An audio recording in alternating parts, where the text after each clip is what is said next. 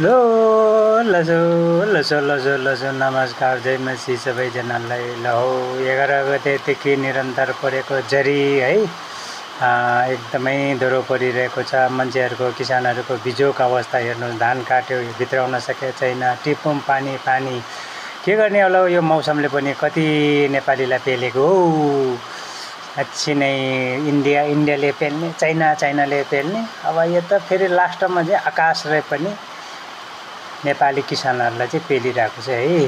के गर्नु, अब कसरी भित्राउने यस्तो धान। ल हेर्नुहोस् त, कोही काट्ने बेला भइसक्यो। यहाँ जोत्यो, अब यहाँ चाहिँ बाली लगाइसकेको छ, तर कतिजना लाउनलाई बाँकी, जोत्नलाई बाँकी, पराल थन्काउन बाँकी। ओहो यो के गर्ने होला हो। यो कसरी चाहिँ यो धन के अरे दुःख गरी अनि लगभग भित्रिनु पर्ने बेलामा चाहिँ भित्राउन सकेन हो। के गरेर भित्राउने होला। ल हेर्नुहोस् त, कतिजना काटेर बिजोग छ, कतिजनाले यस्तै पानी भित्रै अनि टिपिसकेको छ, भित्राइसकेको छ। त्यो सुकाउनलाई चाहिँ गाह्रो भइरहेको छ, सबै उम्रिने अवस्था बेला भइसकेको छ। ल हेर्नुहोस् त कत्रो पानी आइरहेको छ। ल हेर्नु, नन स्टप पानी। आज लगभग बिहिबारको दिन बिहान 8 बजेदेखि निरन्तर पानी परिरहेको छ है। अहिलेसम्म एकछिन रोकेको पनि छैन।